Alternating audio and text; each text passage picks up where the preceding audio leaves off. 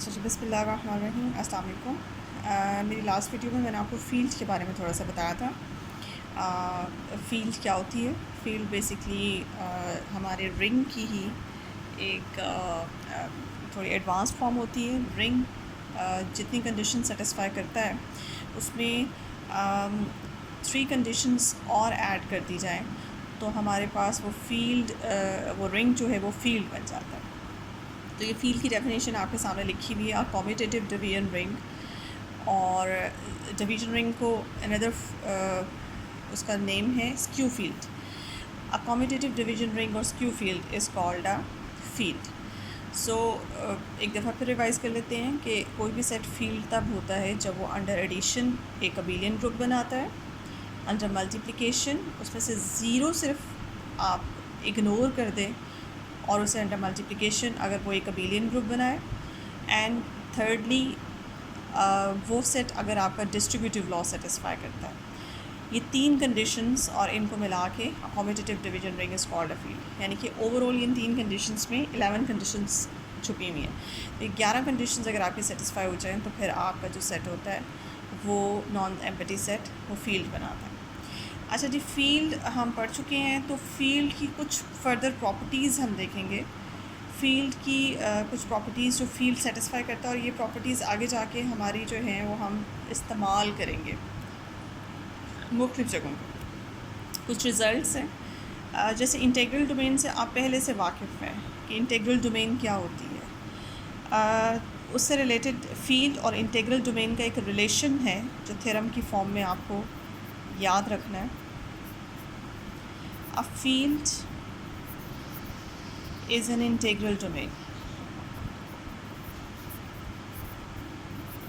कि एक फ़ील्ड जो है वो हमेशा एक इंटीग्रल डोमेन होती है। अब इंटीग्रल डोमेन अगर आपको याद हो कि फ़ील्ड एक रिंग जो है वो इंटीग्रल डोमेन बनता है। अगर वो मैं उसकी डेफिनेशन साइट पे आपको लिख देती हूँ।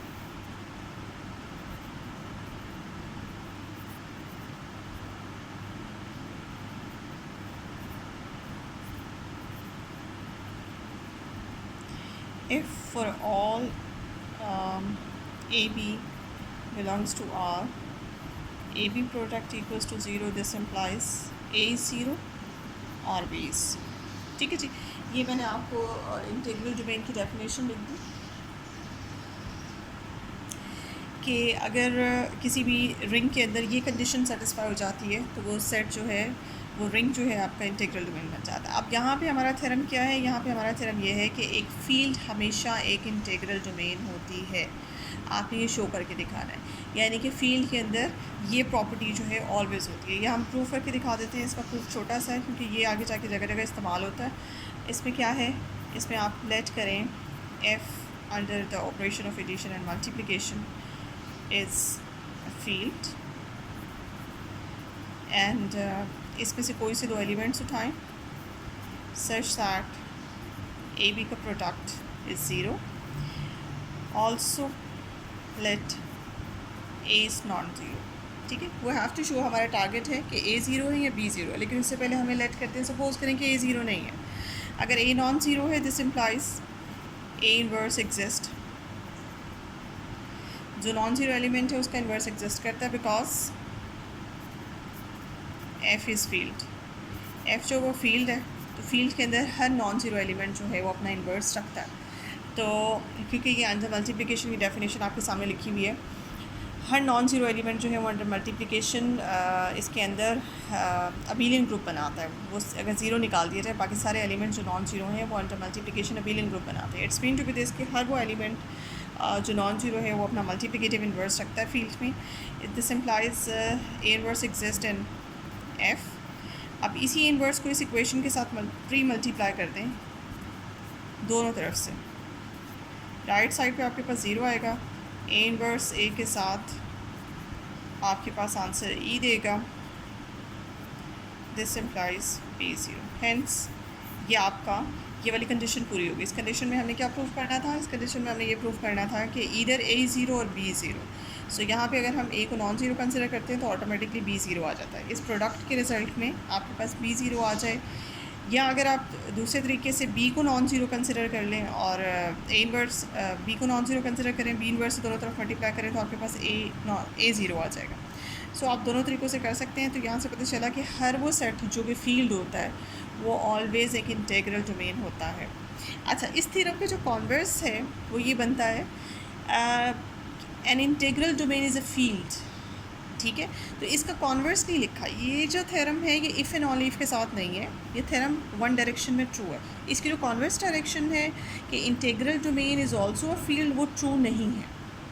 तो इसलिए अगर ये दोनों डायरेक्शन ट्रू होती हैं तो ये थ्योरम आपके पास इफ़ एंड ओनली इफ़ के साथ होता है। लेकिन फ़िलहाल आपके पास ये थ्योरम जो है ये सिर्फ वन डायरेक्शन में है, a field is an integral domain. So ये रिज़ल्ट आपने हमेशा याद रखना है कि आपकी फील्ड जो है वो इंटेग्रल डोमेन होती है। अच्छा, इसके बाद हम आते हैं अपनी रूटीन के टॉपिक की तरफ। जो मेरे पास तरतीब है उसमें एक one of the type of the ring is Boolean ring.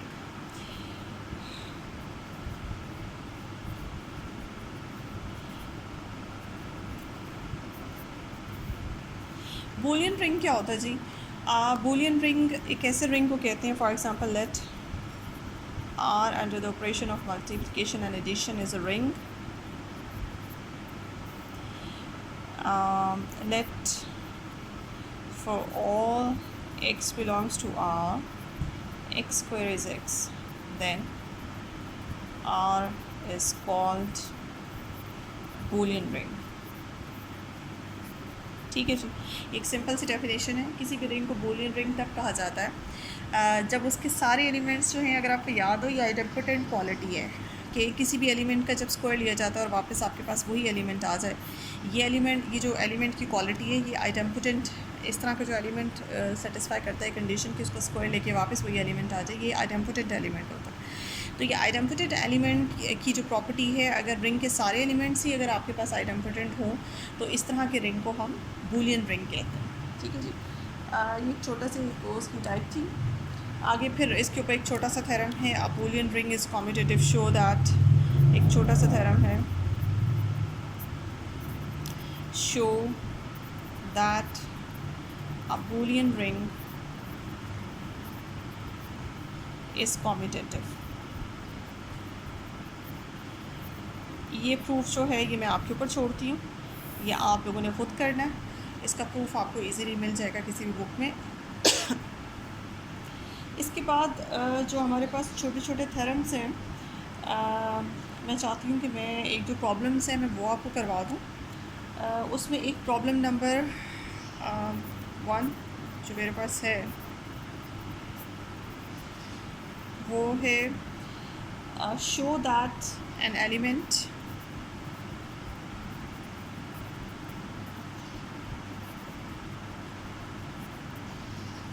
A in Zn is a unit if and only if A and N are relatively prime।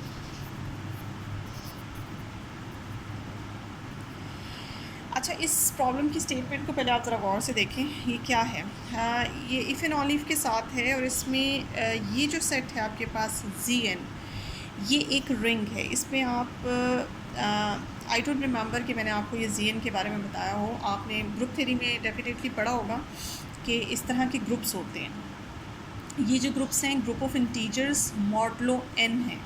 इसके बारे में मैं पहले आपको ये थ्योरम करने से पहले ही इसके बारे में डिटेल से बता देती हूँ।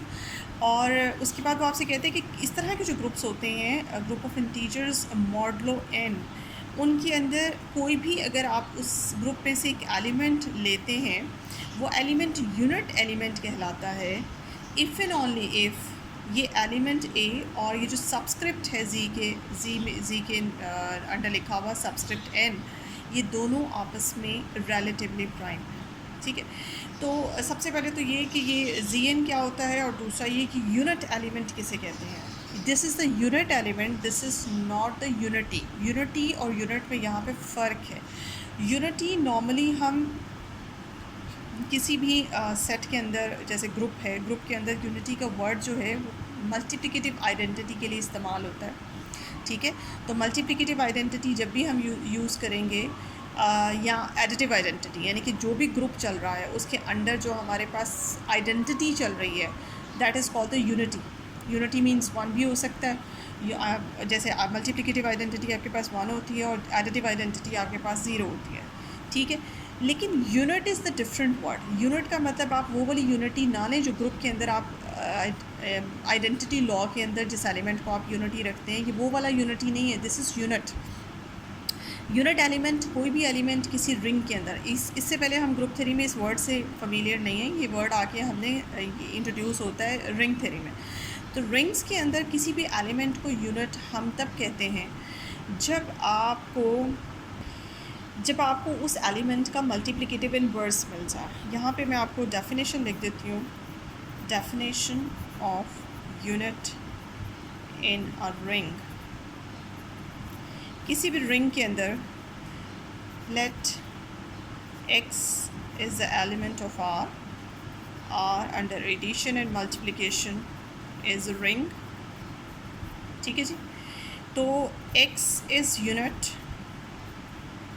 if and only if x inverse exists. There exists x inverse such that x into x inverse or x inverse into x is equals to 1. यानी कि आपको यहाँ से definition of the unit element क्या पता चली है। डेफिनेशन ऑफ द यूनिट में आपको पता चला कोई भी एलिमेंट किसी रिंग के अंदर यूनिट कहलाता है अगर उस एलिमेंट का मल्टीप्लिकेटिव इनवर्स एग्जिस्ट करता है। तो ये तो डेफिनेशन हो गई आपके पास यूनिट की। और दूसरा जी के बारे में थोड़ा सा मैं बता दूँ कि जी जैसे कि मैंने आपसे कहा, these are the group of integers modulo n। इसमें आप कैसे लेते हैं, इसमें आप और नॉर्मली ये जो ग्रुप्स हैं ये हमारे पास अंडर एडिशन ग्रुप होते हैं, अंडर एडिशन भी होते हैं, अंडर मल्टीप्लिकेशन भी होते हैं। ये एक अलग टॉपिक है, ठीक है, मतलब ग्रुप थ्योरी से रिलेटेड ये टॉपिक है, लेकिन फिर भी मैं थोड़ा सा यहाँ पे इंट्रोडक्शन आपको करा दूँ।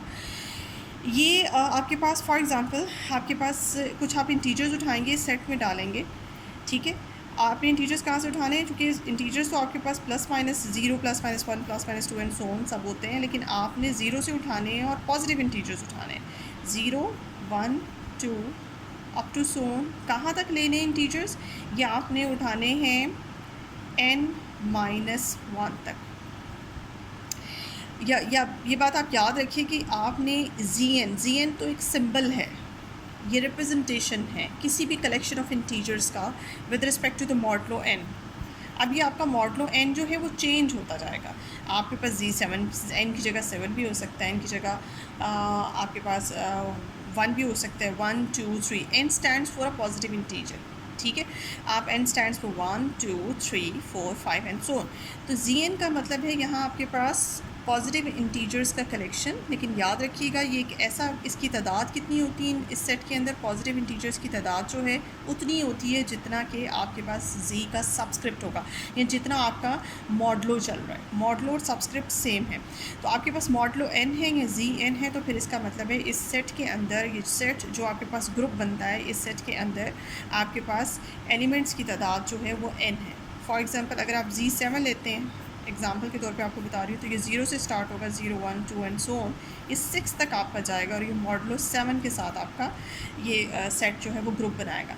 तो this is the collection of positive integers modulo n, ठीक है जी। ये आपके पास, ये हमने ग्रुप थ्योरी में पढ़ा था कि ये सेट्स जो हैं ये ग्रुप बनाते हैं अंडर एडिशन।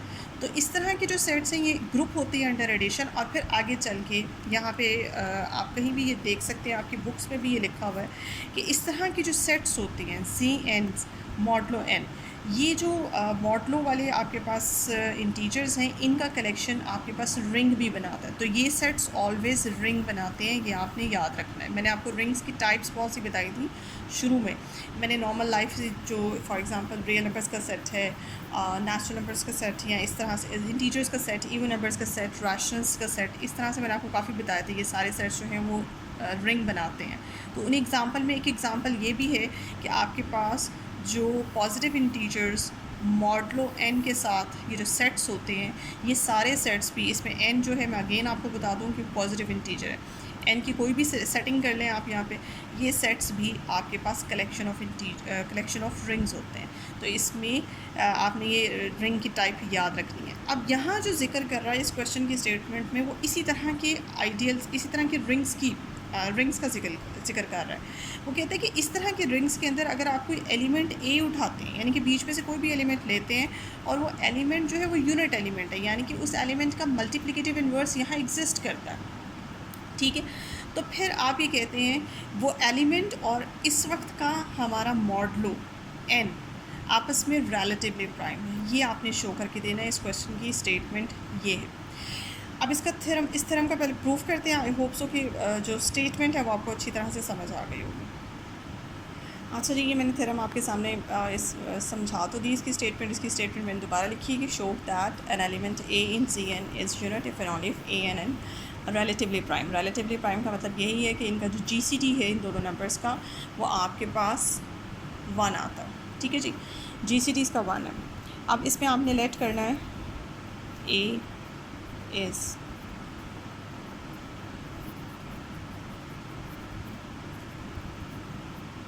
अब यूनिट एलिमेंट होने का जो मतलब है वो आप यहाँ पे लिखें, दिस इम्प्लाइज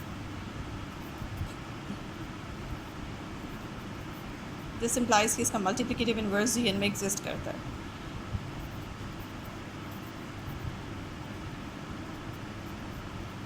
अच्छा, चूँकि हमारे पास ये देखिए मैंने इसको मल्टीप्लाई करा दिया, इसका मल्टीप्लिकेटिव इन्वर्स एग्जिस्ट करता है, मीन्स इन दोनों को मल्टीप्लाई करके आपके पास आंसर में 1 आता है। बट यहाँ पे जो मल्टीप्लिकेशन है, पहले तो मैंने सिंपल मल्टीप्लिकेशन लिखी है, लेकिन एक्चुअली में ये मल्टीप्लिकेशन जब भी हम इस तरह के रिंग्स का जिक्र करेंगे, या ग्रुप्स में भी मैं आपको, जब हम मैंने ग्रुप थ्योरी में पढ़ते थे इस तरह के मॉडलो वाले ग्रुप्स, उनमें जब भी मल्टीप्लिकेशन होती है तो वो मल्टीप्लिकेशन सिंपल मल्टीप्लिकेशन नहीं होती है उसके एलिमेंट्स की। जैसे मैं आपको दोबारा से दिखाऊँ, फॉर एग्ज़ाम्पल आपके पास ये सेट है, इसके अंदर कोई से 2 एलिमेंट्स हैं, जैसे एक एलिमेंट इसके अंदर 2 है और दूसरा एलिमेंट आगे जाके 3 आएगा।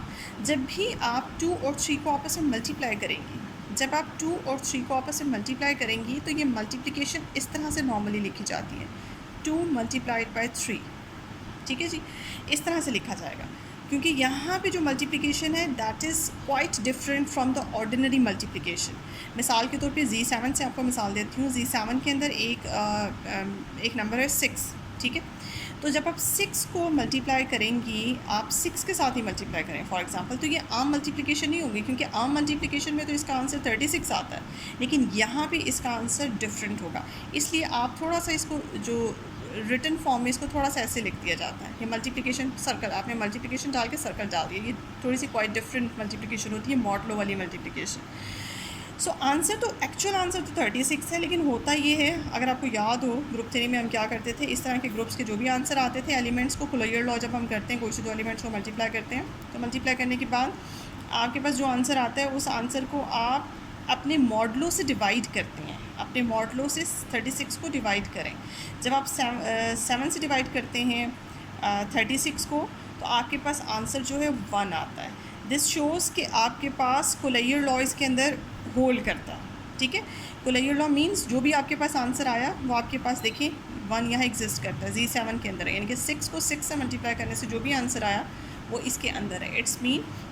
और अगर हर 2 एलिमेंट को मल्टीप्लाई करने से जो भी आंसर आए वो इसी सेट के अंदर हो, तो फिर ओवरऑल मल्टीप्लिकेटिव कुलयर लॉ जो है वो Z7 के अंदर होल्ड करता है। तो मल्टीप्लिकेशन खास किस्म की होती है। आपका जो मल्टीप्लिकेशन से आंसर है वो कभी भी आपके मॉडलों से ऊपर नहीं जाना चाहिए। जब भी आपके मल्टीप्लिकेशन का आंसर मॉडलों की इक्वल या मॉडलों से ऊपर आएगा, तो आपने अपने आंसर को, मल्टीप्लिकेशन के आंसर को उस मॉडलों से डिवाइड कर देना। लेकिन फॉर एग्जाम्पल जैसे इसमें 2 और 3 भी है, 2 और 3 को मल्टीप्लाई करने के बाद आपके पास आंसर आता है 6।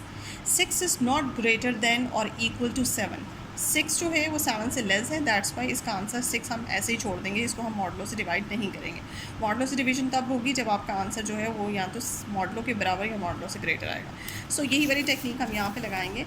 तो ये जो मल्टीप्लिकेशन है ये आम मल्टीप्लिकेशन नहीं है, ये मॉडलों वाली मल्टीप्लिकेशन है कि जब आपने a को b से मल्टीप्लाई किया तो आंसर में आपके पास 1 आ गया। लेकिन देखिए अभी जैसे हमने पीछे देखा, मैंने एग्जांपल में समझाया कि a को b से मल्टीप्लाई करने के बाद आंसर, एक्चुअल आंसर 1 नहीं होगा। एक्चुअल में आंसर जो भी होगा उसको आप अपने इस वक्त के मॉडलों n से डिवाइड करेंगी तो आंसर 1 आया होगा।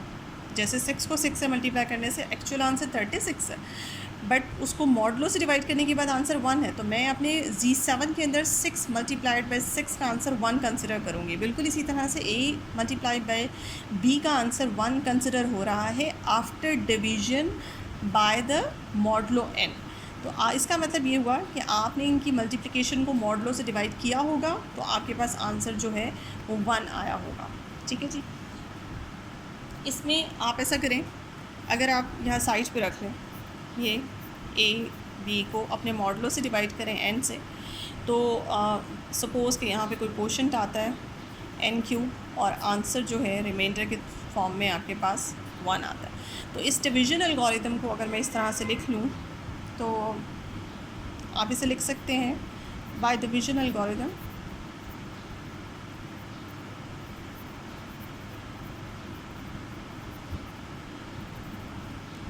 ए b is equals to NQ plus 1। Next step में AB minus NQ is equals to 1 and A multiplied by B plus N multiplied by minus Q equals to 1। आप इस तरह से भी लिख सकते हैं। अब आप ये देखिए व्हाट इज़ दिस, ये क्वेश्चन नंबर 3 का एक रिज़ल्ट है। नंबर 3 का एक रिज़ल्ट था हमारे पास। अब इसमें देखें काफ़ी चीज़ें पिछली जैसे अभी ग्रुप 3 के रिज़ल्ट इस्तेमाल हुए, अब इस तरह से ये रिज़ल्ट जो है वो नंबर 3 का रिज़ल्ट है। नंबर 3 का एक रिज़ल्ट था, इसमें पिछले काफ़ी रिज़ल्ट इस्तेमाल हो रहे हैं, इसलिए मैंने सोचा कि मैं ये थ्योरम आपको करा दूँ। जैसे नंबर 3 का एक रिज़ल्ट था, एक छोटा सा थ्योरम था। अच्छा जी, वो रिज़ल्ट जो नंबर 3 का था वो मैंने इस तरह से ब्रैकेट में कर दिया है ताकि आपको पता चले कि वो थ्योरम क्या था। नंबर 3 में आपने पढ़ा होगा होप सो कि अगर आपके पास कोई सी दो नंबर्स हैं और यू हैव द रिज़ल्ट कि वो दोनों नंबर्स आपस में उनका GCD 1 है या वो आपस में को प्राइम है, इफ़ एंड ओनली इफ़ के साथ अगर आप ये करके दिखा दें तो प्रूव हो जाएगा कि ये दोनों नंबर्स आपस में को प्राइम है। For example, if there exist two integers u and v such that a को आप u से मल्टीप्लाई कर दें और दूसरे नंबर n को आप v से मल्टीप्लाई कर दें और सम कर लें और इक्वल्स टू 1 उनका आंसर आए, तो इस इक्वेशन का भी वही मतलब होता है जो मतलब इस इक्वेशन का। इस इक्वेशन का भी मतलब यही होता है कि आपके पास a और n आपस में को प्राइम। ये एक रिज़ल्ट था हमारे पास नंबर 3 का, वही रिज़ल्ट हम अप्लाई करेंगे यहाँ पे इस इक्वेशन पे। इस इक्वेशन में क्या है, इस इक्वेशन में ये है कि A और उसके साथ एक B कौन है, B कहाँ से हमने सेलेक्ट किया था, B हमने सेलेक्ट किया था ZN से ही सिलेक्ट किया था और ZN में क्या पड़े हुए हैं, इंटीजर्स पड़े हुए हैं, पॉजिटिव इंटीजर। सो B आपके पास एक इंटीजर है। N आपके पास एक नंबर है जो कि उसका सबस्क्रिप्ट है, यानी कि मॉडलो इस वक्त जो भी चल रहा है n। क्यों क्या है, क्यों आपकी ये डिवीजन में आपके पास जो आपने क्वोशंट सेलेक्ट किया था ये आपके पास एक इंटीजर था। सो ये पॉजिटिव भी हो सकता है, मुझे नहीं पता, इस वक्त हमने एक रफ़ सी डिवीजन की हुई है, ये पॉजिटिव भी हो सकता है, ये नेगेटिव भी हो सकता है। सो ओवरऑल क्यों आपके पास एक इंटीजर है और माइनस क्यू जो है वो भी एक इंटीजर ही रहता है। सो अब आप इस इक्वेशन से इसको मैच अगर कराएं तो a multiplied by an integer plus n multiplied by another integer is equals to 1। तो ये इक्वेशन डायरेक्ट इस थ्योरम के रिज़ल्ट से आपको बताती है कि यहाँ से रिज़ल्ट निकलता है this implies a and n are relatively prime.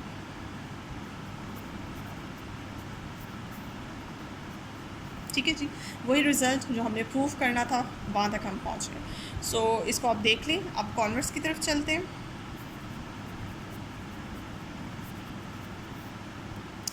कॉन्वर्सली में आप लेट करें कि a and n are relatively prime and we have to show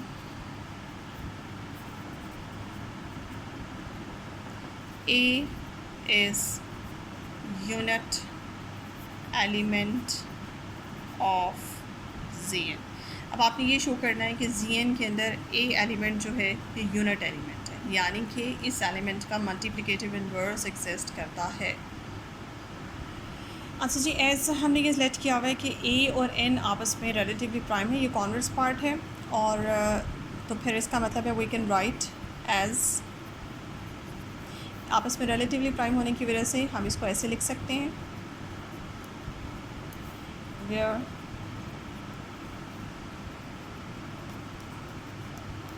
ठीक है जी, ये इंटीजर्स हैं। उसके बाद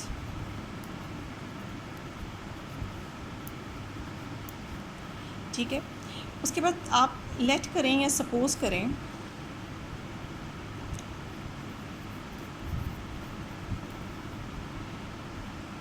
when u is divided by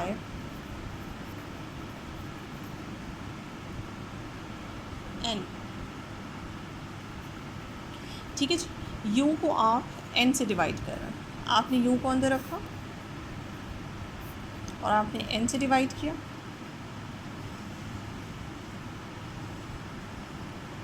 यहाँ पे आपके पास q आएगा फॉर एग्ज़ाम्पल, और रिमाइंडर में आपके पास r। ये आपके पास कोशेंट है, ये आपके पास रिमाइंडर है, ये आपका डिवाइज़र और ये डिविडेंड है। ठीक है जी, इसमें आपने क्या किया, इस इक्वेशन को आप इक्वेशन नंबर दे दें, this is the equation number 1। ठीक है, और यहाँ से आपने क्या किया, सिर्फ इतना काम किया कि इस इंटीजर u को आपने n से डिवाइड किया। जब आप n से डिवाइड करती हैं तो आपके पास डिवीजन एल्गोरिदम कुछ इस तरह की डिवीजन इक्वेशन बनती है। ठीक है जी, आप इस तरह से डिवाइड करेंगी। अब ये क्यों मुझे नहीं पता, क्योंकि एग्जैक्ट नंबर तो हमारे पास है नहीं, तो ये क्यों जो हमारे पास क्वोशंट में आया है, ये पॉजिटिव नंबर, पॉजिटिव इंटीजर भी हो सकता है और ये हमारे पास नेगेटिव इंटीजर भी हो सकता है। लेकिन एक बात याद रखें कि रिमाइंडर हमेशा हमारे पास पॉजिटिव है, तो आर यहाँ पे ऑलवेज़ पॉजिटिव है। सो आप इस इक्वेशन को ऐसे लिखेंगी, u is equals to, again by division algorithm,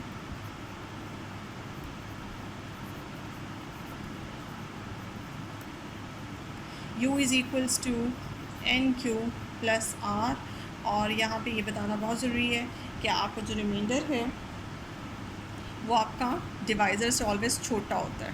reminder जो है वो हमेशा छोटा होता है आपके डिवाइज़र से, और हमेशा रिमाइंडर पॉजिटिव होता है या ज़ीरो होता है। ठीक है, तो यहाँ आर के बारे में जो है वो ये इन्फॉर्मेशन देना बहुत ज़रूरी है।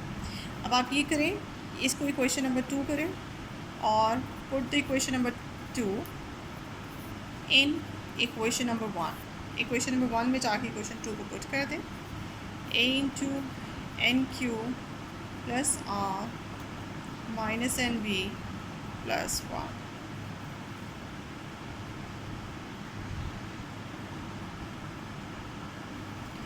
अच्छा जी, उसके बाद a n q plus a r minus n v plus 1।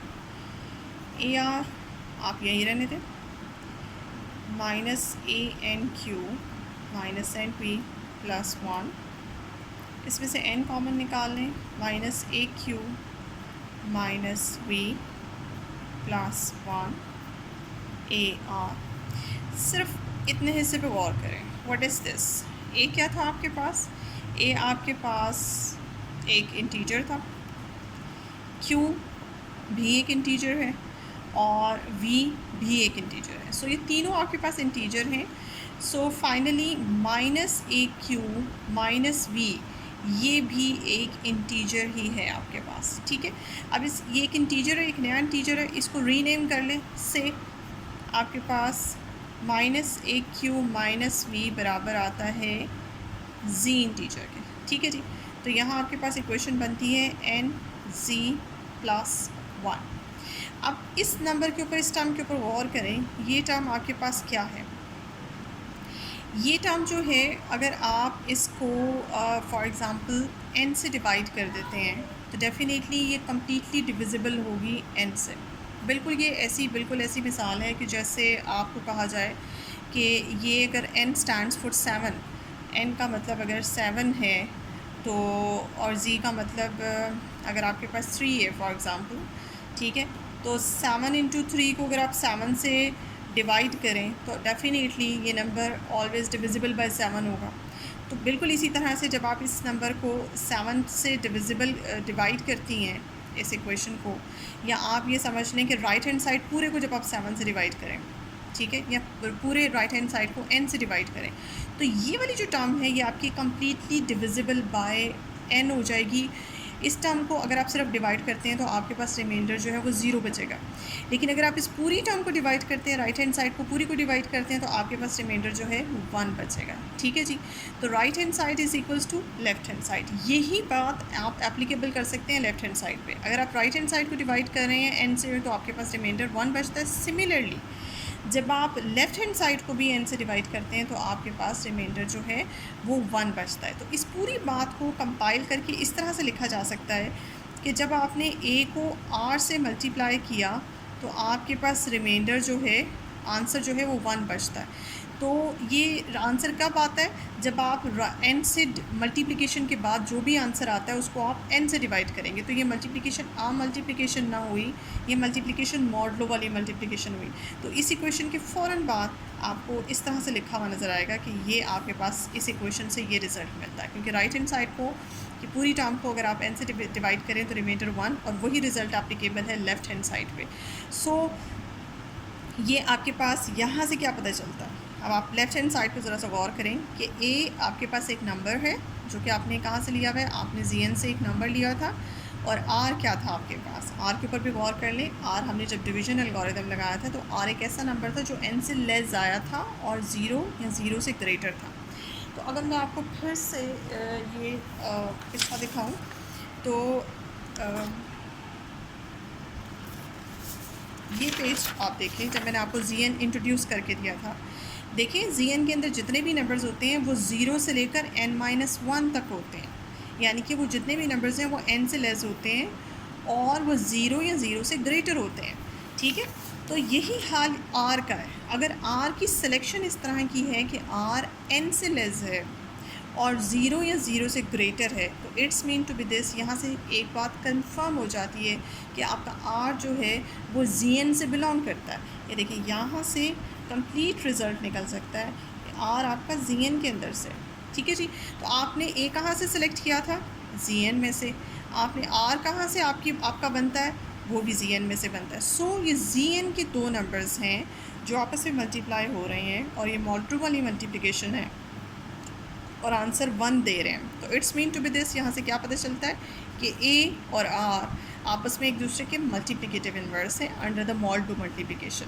सो हमने यही प्रूव करना था, कॉन्वर्स में हमने यही प्रूव करके दिखाना था। एज्यूम हमने किया था कि a और n आपस में को प्राइम है। इसके रिज़ल्ट के तौर पे आप ये शो करें कि a जो है वो यूनिट एलिमेंट है। Here a has the multiplicative inverse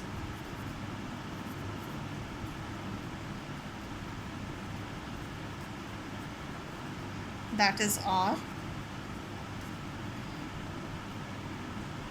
in zn। यही हमने प्रूफ करके दिखाना था कि zn के अंदर जहाँ से आप a सेलेक्ट करते हैं वहीं उसका मल्टीप्लिकेटिव इन्वर्स भी एग्जिस्ट करता है। This implies a is unit, hence proved. ठीक है जी, ये आपका जो है वो थ्योरम प्रूव हो गया। अब होप सो कि मैंने बहुत डिटेल से आपको करा दिया, आपको एक एक चीज़ समझ आ गई होगी। मेरी इस वीडियो को देखने के बाद लाइक और सब्सक्राइब प्लीज़ ज़रूर कीजिएगा और अपने कमेंट्स भी ज़रूर बताइएगा। Thank you.